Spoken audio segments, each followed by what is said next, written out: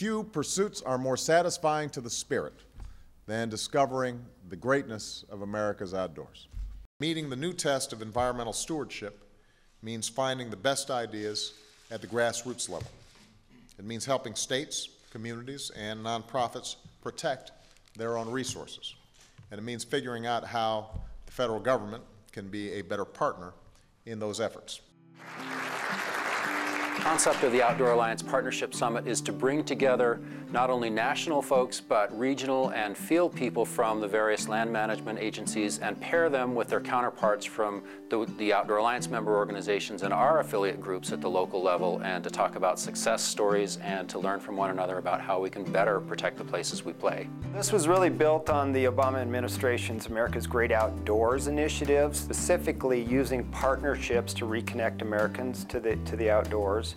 The backcountry skiers, the climbers, the hikers, the canoers, kayakers, and the mountain bikers all have these success stories where partnerships help accomplish our missions, our joint missions of access and conservation. The summit would be an opportunity to showcase those partnerships, sort of institutionalize some of what has been learned so that they can be shared and copied around the country. This is a milestone for the Outdoor Alliance, but it's also a milestone for the federal agencies that are participating. We've opened up our dialogue as agencies with all of our user groups. The land managers have a relationship to experience in the land, and the 6 nonprofits here are the experts with regards to experience in their disciplines, and so unifying these efforts is going to open doors. As we all know, spending time outdoors helps us understand ourselves and builds independence. But outdoors experiences also teach us the importance of teamwork and collaboration. You know, my interaction with these places is through whitewater paddling. Other people may experience them through hiking or mountain biking or skiing, but it's through that strong connection with a discipline that we then really gain this deeper appreciation for what these public lands have to offer, and then we want to turn that around to protecting them for future generations, making sure that they're taken care of. We're one of the original funders of the Outdoor Alliance and have been an ongoing supporter of the concept of bringing these outdoor user groups together and giving them a strong voice. The entire concept of the summit itself, I think it's a really terrific idea.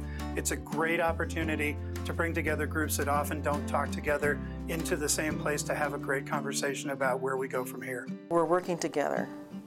The connection is so strong with the level of interest and passion for accessing and using our public lands. This event is about really celebrating the partnership model is a way to make the biggest difference on behalf of our communities of users. One of our most important successes over the last couple of years here was restoring flows to the Chioa River, a river in North Carolina, an area of the country that has a depressed rural economy. And in restoring flows to that river, we were able to provide significant benefits to local community while enhancing this spectacular recreational resource. We have just begun to scratch the surface of what we can do with partnerships and what we can learn from each other, and how can we apply that to further the mission of conservation and recreation being hand in hand. Public lands are all of our responsibility. It's essential that we learn to protect and conserve these public lands, but we also need to experience and enjoy them. You connect people to the outdoors, they have a relationship to these places, then they'll be more likely to care about them. And really that's what stewardship and conservation is all about.